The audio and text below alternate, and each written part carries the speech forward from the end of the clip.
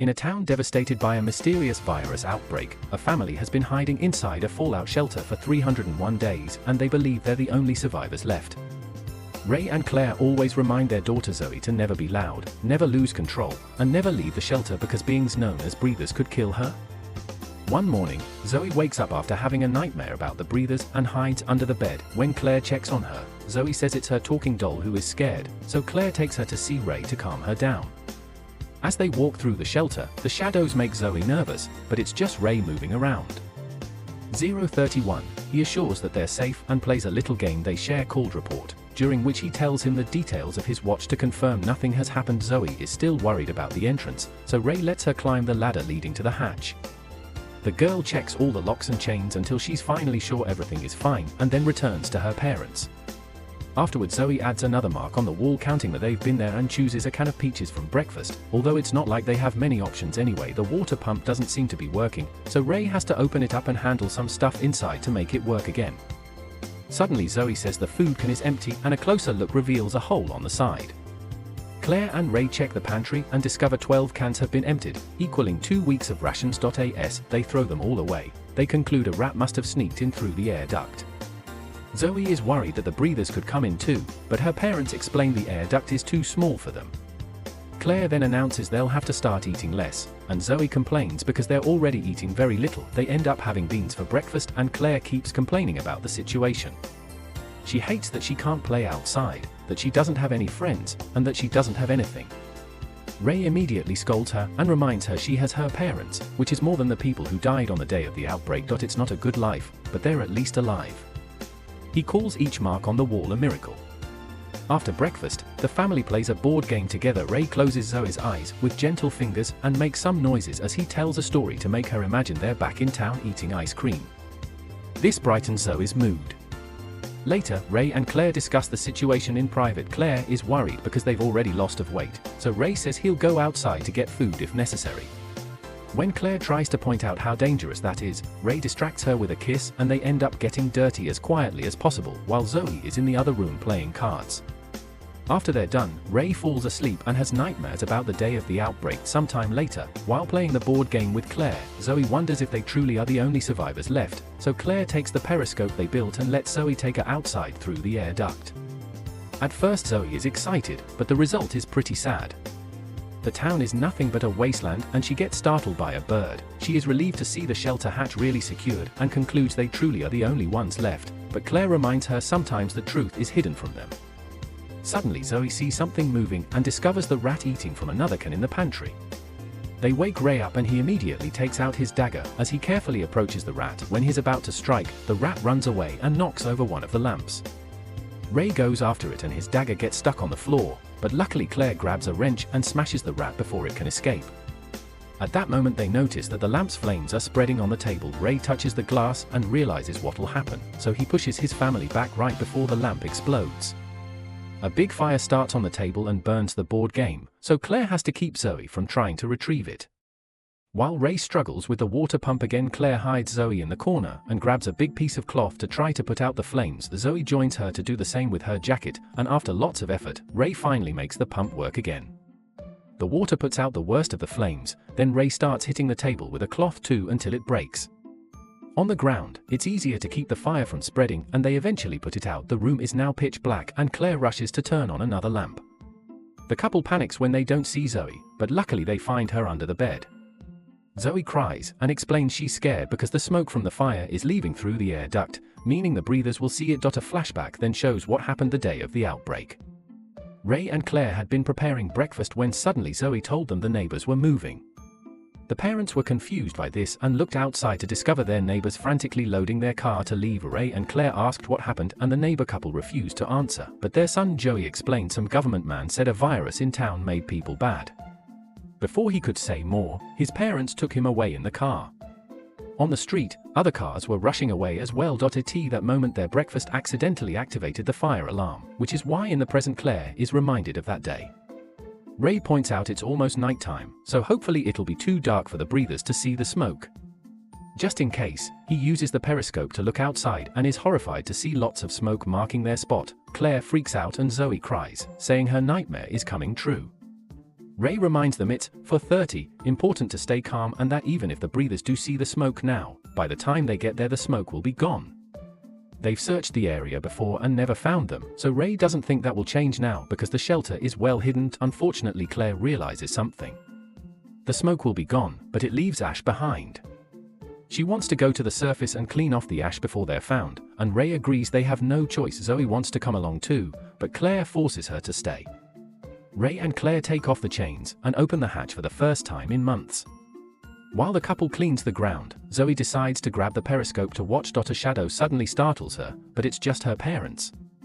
She's relieved to see they're fine and keeps looking, only to discover a strange being approaching the area. Terrified, Zoe starts yelling to warn her parents, however they can't hear her. A desperate Zoe rushes to the ladder and uses all her strength to open the hatch, panicking when she doesn't see her family. She calls for them in a loud voice and Claire has to rush to cover her mouth, reminding her making noise is worse. Zoe warns them of the incoming breathers, but the beings run close to them and they turn out to be deer. Ray thinks it was a false alarm, but Claire points out they were running away from something and urges her family to get back in the shelter. Ray makes sure to seal the entrance well, yet the family worries because they can hear footsteps. It appears to be only one breather, which doesn't make sense because they usually travel in groups. Zoe is too scared and can't stop crying, so Ray closes her eyes and whispers a nice scenario to calm her down. As the footsteps move above them and appear to fade, the family stays as quiet as possible. Unfortunately, Zoe's doll gets caught on a pipe and Zoe freezes, but the rope comes loose and the doll starts making noises. Ray immediately grabs the doll and opens it to get the voice box to destroy it, making Zoe cry. At that moment the hatch starts shaking, so Claire climbs the ladder to try to hold it close, only for a falling chain to hit her on the head. One by one the chains are getting broken by the shaking while Ray struggles with the water pump until he manages to break it. He rushes to give the pipe to Claire, who is putting all her weight on the last chain to keep the hatch down. The breather still manages to open it a little, so Ray uses the pipe to start hitting him until he's pushed back. Now the couple can close the hatch again and lock it with the pipe. The shaking soon stops, yet the family can still hear the breathing outside the hatch. Suddenly they hear some noises in the other room and notice cans rolling on the ground. The entire shelter starts shaking and the family realizes the breather brought more of his people to attack. Another flashback shows that on the day of the outbreak, Ray's family tried to escape on their car too. As they drove down the road, they were surprised to see cars coming back, and eventually they discovered the authorities were blocking the way because their town was now under quarantine, meaning nobody was allowed to leave. Suddenly a rock fell on Ray's car because an earthquake was hitting the area. In the present, the hatch finally breaks and a group of breathers gets in. The family runs to the other room and Claire breaks a lamp to start a fire, then she and Ray move the pantry to block the way. It won't hold the breathers for long, so Ray gets on the chair and helps Claire and Zoe escape through the air duct since they're small enough. Then Claire tries to help Ray get through the duct too, but unfortunately he won't fit. Desperate to escape, Ray lets Claire grab his wrist and dislocates his shoulder. Now Claire can drag him through the duct. When he's about to escape, the breathers grab his legs and drag him back into the shelter. Ray isn't afraid to confront them and a fight ensues. Not much can be seen in the darkness, but Claire and Zoe scream when they see a splatter of blood and assume Ray is dead. Zoe wants to do something and throws a tantrum, so Claire has to comfort her through her grief. At that moment they notice some shadows approaching and the duo runs as fast as they can. They cross the forest and trip a couple of times until they reach the road, where all the cars from the outbreak day are abandoned. As they discover that a wall with security cameras has been built around town, a helicopter appears in the sky and finds them with its searchlight. Claire and Zoe try to run, but the chopper throws a net on them and captures them. The breathers come closer, and it's revealed that they aren't monsters, they are actually soldiers wearing face masks. As the duo panics, the soldiers put a needle on them, and another flashback shows what truly happened. The mountain shaking wasn't an earthquake, it was a fleet of jets that started dropping bombs all around town to get rid of the infected people. As everyone panicked and ran away, Claire remembered that the local school had a shelter, so the family rushed to hide there, managing to close the hatch right before another bomb fell on them. They looked around the shelter and found plenty of food, not to mention toys for Zoe. Ray called the attack a mistake, but Claire revealed that she got a cut on her hand during the escape and they were indeed infected. The wound was turning black and spreading to the rest of her hand. In the present, the soldiers finish taking blood samples and ask a few questions to confirm these are the only survivors left. Then they get ready to shoot the duo and Claire starts losing control, which makes her veins start changing color. It turns out the rule never lose control means the virus activates by strong emotions, causing the infected people to transform. At that moment a fully transformed Ray appears and starts killing the soldiers, making Zoe realize the blood she saw in the shelter had also been her dad on a killing rampage. Ray manages to kill a bunch of soldiers, but there are too many of them and they retaliate with bullets that bring Ray down. While the soldiers are taking care of Ray, the duo escapes from the net.